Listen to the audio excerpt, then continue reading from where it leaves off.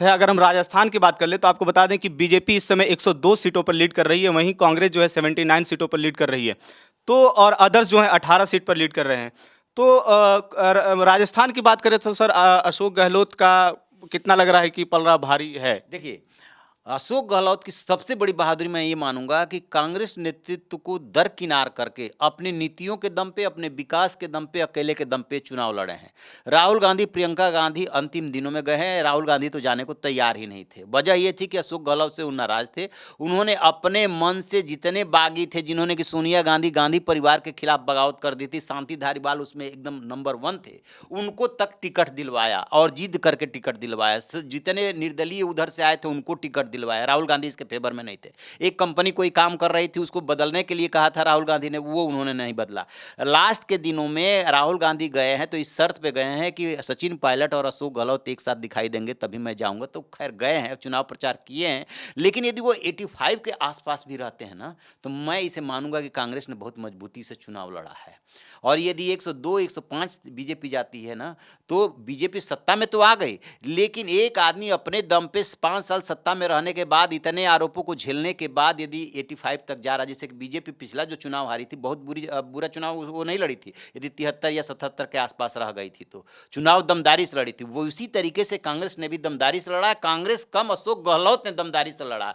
एक फैक्टर पहले से ये बताया जा रहा था, वहाँ पे बागी, निर्दलीय और छोटे दल जो है बहुत महत्वपूर्ण भूमिका निभाने वाले हैं। मान लीजिए कि इनको क्लियर कट मेजॉरिटी मिल गई, इसके बावजूद यदि वो 15 के आसपास तक आते हैं तो ये तो है ही, वो तो एग्जिट पोल उसी उस पे जा रहा है। अच्छा, और ये देखने वाली बात होगी कि जिस तरीके से हमने बात की कि कांग्रेस और बीजेपी, तो कांग्रेस यहाँ पर अब अगर हमें मजबूत लग रही है, तो जो बागी हुए हैं इनके, अगर थोड़ा बहुत सीट ऊपर नीचे होता है तो फिर फैक्टर बागी का काम करेगा, फिर वो बागी किधर जाते हैं।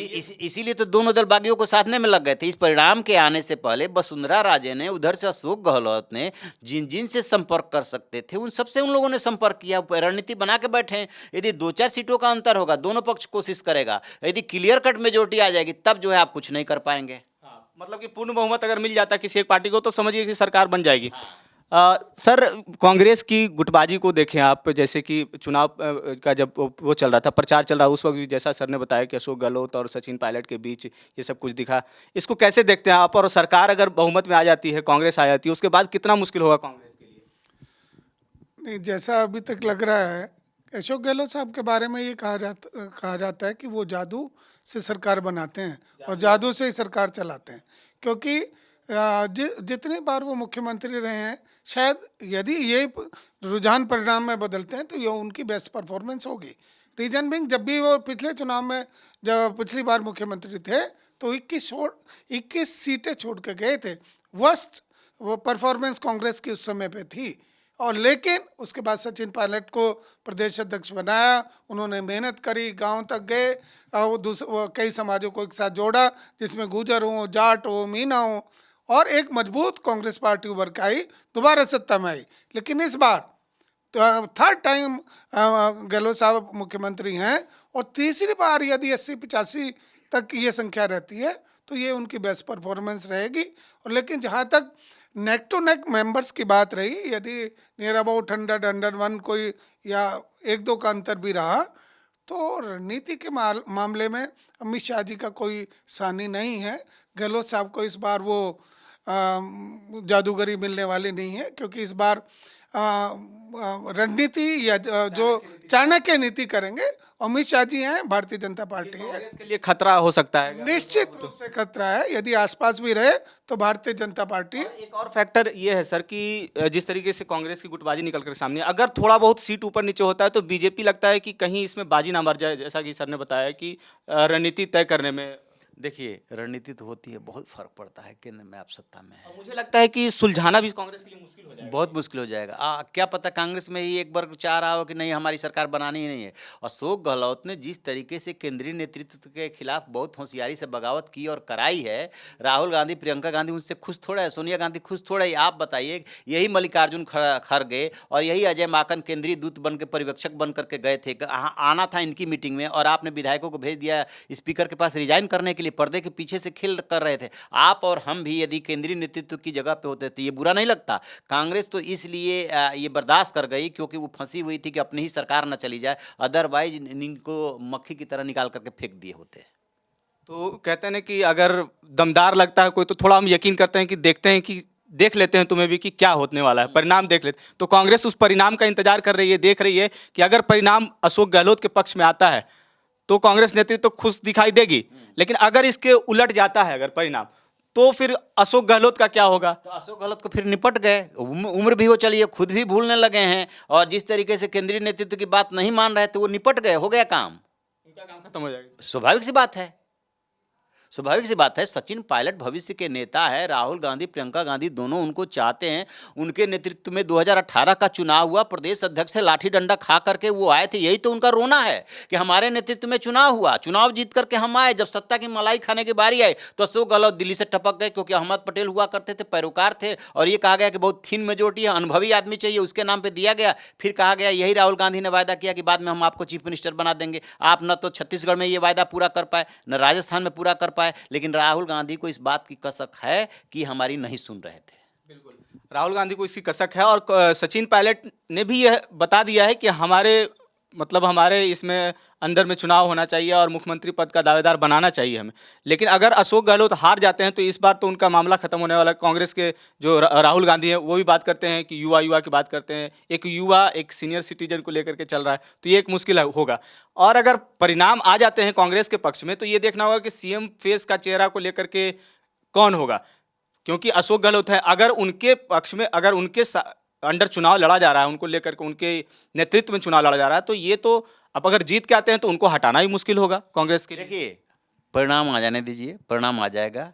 वो कांग्रेस में भी यही परंपरा है, विधायक दल की बैठक होगी, केंद्रीय नेतृत्व फैसला करेगा। बीजेपी में भी यही परंपरा है, ठीक है। अशोक गहलोत के साथ मान के चलिए कि कांग्रेस नेतृत्व कंफर्टेबल तो नहीं है, वो भूला नहीं है। सोनिया गांधी, गांधी परिवार वैसे भी भूलता नहीं है। वैसे तो उसकी नौबत ही नहीं आती हुई दिख रही है, और नौबत आ भी गई तो ये श्योर नहीं है, बेशक आप चुनाव लड़े हैं, कि उन्हीं को बनाया जाएगा।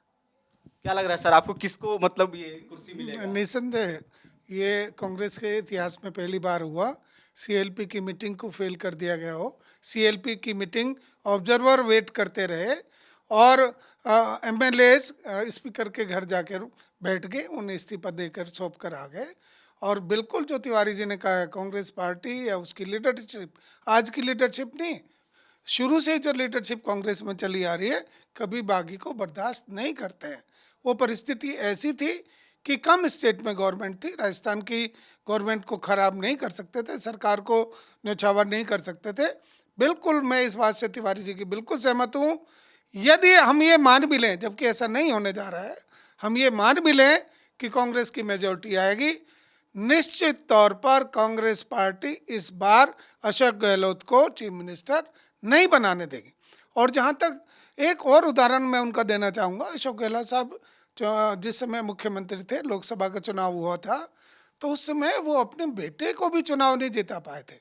तो जहाँ तक देखा जाए, अपने दम पे अशोक गहलोत साहब चुनाव में उतना करिश्मा नहीं कर पाते हैं, लेकिन इंटरनल जादूगरी उनकी के बाद मलाई खाने वाली बात जो सर बता रहे हैं, बिल्कुल बिल्कुल वो सत्य है। लेकिन ये हो सकता है कि अगर कांग्रेस बहुमत में आ जाती है, और बता रहे हैं आपकी इस बार चेहरा अगर सीएम का पद का नहीं बनाया जाता, उनको सीएम की कुर्सी नहीं मिलती है, तो जो फिर सचिन पायलट कर रहे हैं कहीं वो करना शुरू ना कर दे। नहीं, जहाँ तक देखा जाए हिंदुस्तान में आज भी कास्ट पॉलिटिक्स बहुत मजबूत है। क्योंकि हाल के दिनों में देखा हमने गुलाम नबी आज़ाद को लेकर के, जैसे कि पूरी ज़िंदगी कांग्रेस में गुजर गई। नहीं, वो सेम गुलाम नबी आज़ाद साहब की तरह ही हैं।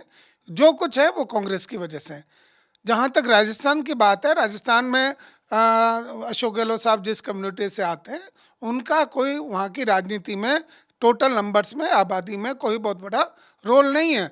तो इसलिए मुझे नहीं लगता कि अशोक गहलोत साहब अपने दम पर वहाँ कुछ करने वाले हैं या कर पाएंगे भी। वो कोशिश भी कर देख लें तो अपने दम पे वो कुछ नहीं कर पाएंगे। वो जो कुछ है सिर्फ कांग्रेस की वजह से है। और जहाँ तक सचिन पायलट की बात है, कम से कम वो 28-30% वोटों के या वो जो आबादी है उसको रिप्रेजेंट करते हैं, चाहे उसमें गुर्जर हैं, चाहे उसमें जाट हैं, चाहे उसमें मीना हैं, और बहुत सी किसान कौम आज निर्विवाद रूप से सचिन पायलट किसानों के और युवाओं के नेता हैं, कांग्रेस पार्टी के नेता होने के साथ साथ। बिल्कुल, तो कई कौमों को बता रहे हैं आपकी प्रेजेंट करते हैं, उनके पक्ष में लोग हैं, दिखाई दे रहे हैं। युवा एक वर्ग जो है, खास वर्ग जो सचिन पायलट की ओर दिखता है, अशोक गहलोत की ओर अब देखना कम बंद हो गया है। तो सचिन पायलट को क्या बड़ी जिम्मेदारी मिल सकती है इस बार की? यदि वो सत्ता में नहीं आते, जिसके चांसेस कम दिख रहे हैं, निश्चित रूप से मान के चलिए सचिन पायलट को तो कब से कहा जा रहा है कि हम आपको सेंट्रल ऑर्गेनाइजेशन में रखना चाहते हैं। वो वहाँ पे महासचिव से बड़ा पद क्या हो सकता है, उसके बाद तो अध्यक्ष ही बचता है। वो देना तो चाहते हैं, लेकिन सचिन पायलट राजस्थान की राजनीति छोड़ना नहीं चाहते थे। ये भी हो सकता है कि फिर वो कहें कि हम राजस्थान की राजनीति में ही रहना चाहते हैं। और चूंकि चुनाव में हार के बाद जो है संगठन में परिवर्तन होता है, तो हो सकता है कि वहीं पर वो कोई बड़ी जिम्मेदारी ले, यदि वो इसके लिए तैयार हो जाते हैं। तो अब की बार जो कुछ भी होगा ना, सचिन पायलट को विश्वास में लेकर के होगा। यदि ये चुनाव हार रहे हैं ना, तो मान के चलिए सचिन पायलट कितना ही अपील कर रहे थे। आपने सचिन पायलट के चेहरे पे हंसता मुस्कुराता हुआ चेहरा देखा? जिस समय राहुल गांधी पहुंचे, दोनों का हाथ पकड़े हुए थे, क्या बहुत ज़्यादा वो मुस्कुरा रहे थे, एक दूसरे के साथ कंफर्टेबल फील कर रहे थे? नहीं कर रहे थे, कर भी नहीं सकते हैं। उनके लिए न जाने गद्दार क्या क्या वो बोल चुके हैं, निकम्मा गद्दार, कोई भी बर्दाश्त नहीं कर पाएगा। और ठीक है कि इस बार अशोक गहलोत की ज़्यादा धूम थी, यदि चुनाव लड़ा गया तो अशोक गहलोत के दम पे। लेकिन 2018 वाला चुनाव क्यों भूल जाते हैं? जो 21 सीटें आप ले आए थे, उसके बाद किसके दम पे आप सत्ता में आए थे? वो सचिन पायलट ही था। ये बोल चुके हैं कि हम लाठी खाए हैं, हम खून बहाए हैं, लेकिन आपने, लोगों ने भी भुला दिया। वही इनके साथ होगा। आप मान लीजिए कि हार गए और किनारे कर दिएगा, 6 महीने बाद कोई याद नहीं करेगा। ये राजनीति का, ये तो आम जीवन में भी होता है। तो जो रुझान जैसे कि बता रहे, कांग्रेस की अगर बहुमत नहीं मिल पाती है यहाँ, तो कहीं ऐसा तो नहीं कि आंतरिक कलह जो है सर निकल करके सामने आ जाए, और कहीं सचिन पायलट का खेमा कहीं तो कांग्रेस को, अशोक गहलोत को नीचा गिराने के लिए, ऐसा कुछ? नहीं, अभी तो यदि बीजेपी की कंफर्टेबली सरकार बन रही है, तब तो कुछ नहीं होगा कांग्रेस में। वो रहेंगे, सचिन पायलट रहेंगे, ठीक है। और यदि बीजेपी की कंफर्टेबल सरकार नहीं बन रही है, उस स्थिति में तो छत्तीसगढ़ और राजस्थान दोनों जगह पे खेल होगा, आज नहीं तो कल। क्या आपको लगता है कि जब इन्होंने, सचिन पायलट ने जो बगावत की थी, उसके पीछे बहुत बड़ी राजनीति नहीं होती? हुई थी। कई बार होता है कि आदमी योजना बनाता है, लेकिन योजना उस तरीके से सफल नहीं हो पाती, उस तरीके से मूर्त रूप नहीं ले पाती है। तो इतना तय मानिएगा, यदि हार रहे हैं तो इनकी उम्र भी हो चली है, और पार्टी नेतृत्व भी नाराज है, किनारे होंगे।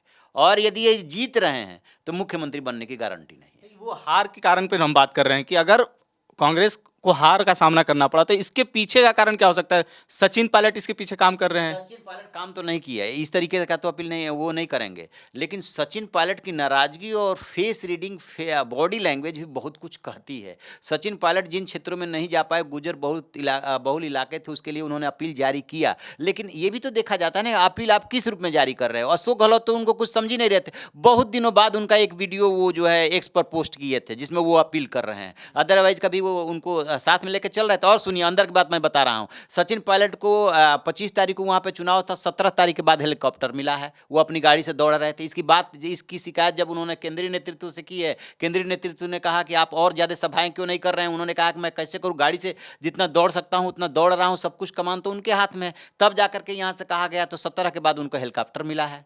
वही मैं बात कर रहा हूँ कि मतलब कि रिसोर्सेज और पावर सब तो अशोक गहलोत ने रखा था, तो इसके इस्तेमाल भी किया। तो जब विश्लेषण होगा, जब मंथन होगा, यदि हारती है कांग्रेस, मैं बात करूं कि हारती तो वो नाराजगी कहीं सचिन पायलट वाली नाराजगी उभारी। ये राहुल गांधी को बहुत अच्छी तरीके से प्रियंका सोनिया गांधी को पता है कि सचिन पायलट को देखना नहीं चाहते। सचिन पायलट यदि वहाँ दिखाई दे रहे हैं, राजस्थान की राजनीति में एक्टिव है, तो सिर्फ गांधी परिवार की वजह से। अदरवाइज तो उनका बस चले तो कब को वहाँ से उलट पलट दें।